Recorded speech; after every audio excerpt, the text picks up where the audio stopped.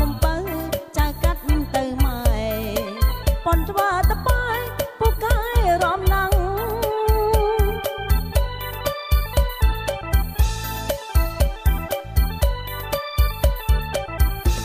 រំដល់យប់ជ្រៅទៅកូនទៅពាំងរំដល់យប់ជ្រៅទៅកូនទៅពាំង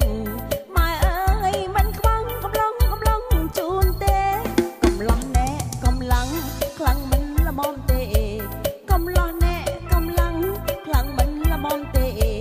មានអស់ហើយមានគេអើម៉ែអើយកុំភ័យមានអស់ហើយមានគេអើម៉ែអើយកុំភ័យ